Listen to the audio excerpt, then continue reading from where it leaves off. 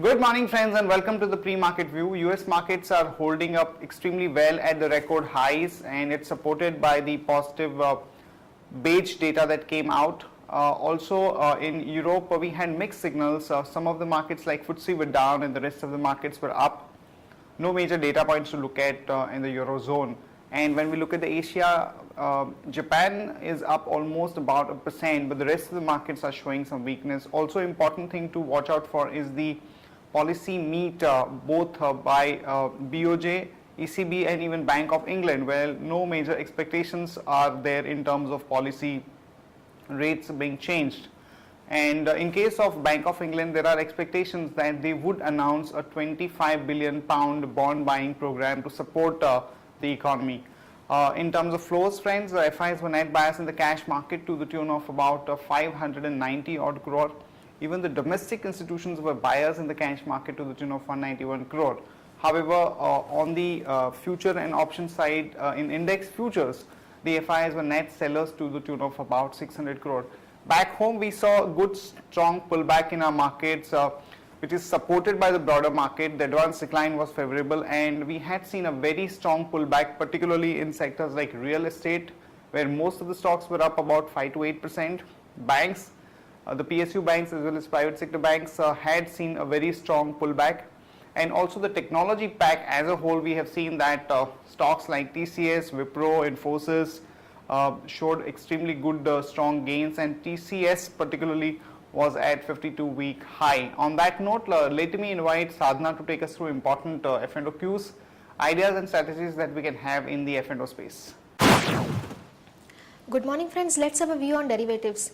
For second consecutive day, Indian markets are trading with positive bias. However, FIs also were net buyers in yesterday's session of approximately 1700 crores.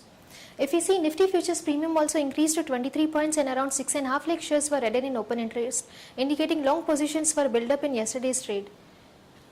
On the options front, 5800 and 5900 seen a good number of activity in put strike side. So going forward, 5800 might act as a good support on closing basis. As we are trading above our weekly VWAP of 5800, so overall our bias for the market is positive. From intraday perspective, one can go long on Dr. Reddy with a stop loss of 1789.80, and Allahabad Bank is also looking good, so one can go long on Allahabad Bank with a stop loss of 141.85, and one can go short on Hindustan Unilever with a stop loss of 450 rupees. Thank you.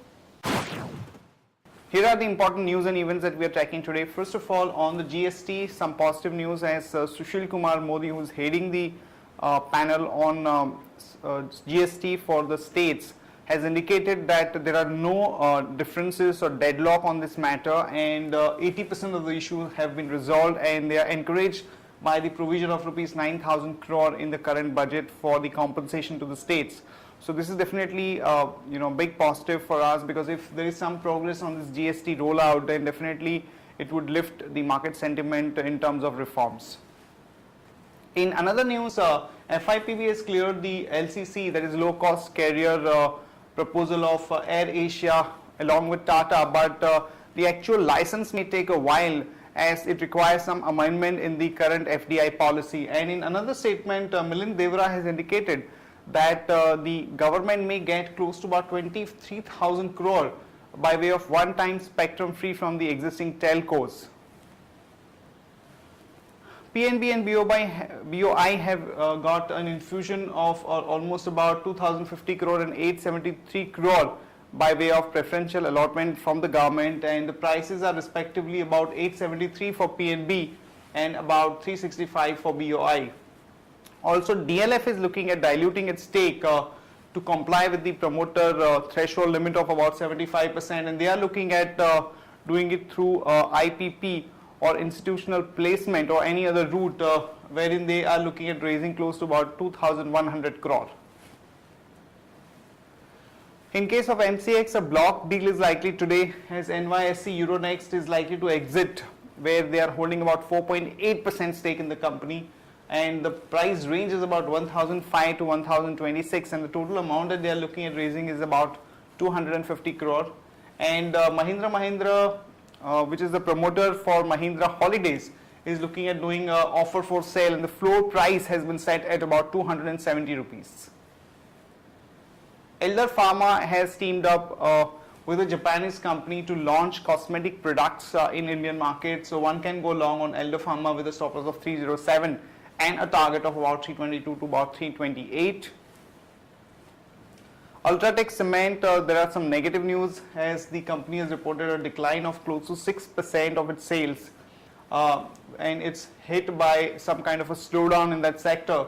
And we've also seen some other companies like Shree Cement reporting some kind of a negative growth in the dispatches. So cement sector as a whole is facing some kind of a slowdown.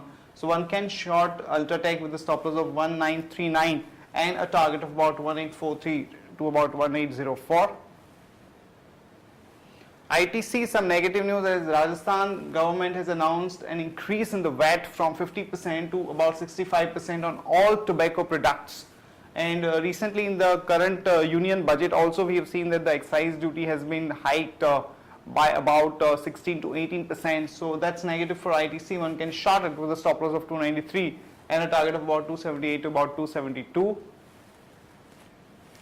That's it from all of us, friends. Have a nice trading session and see you tomorrow at the same time.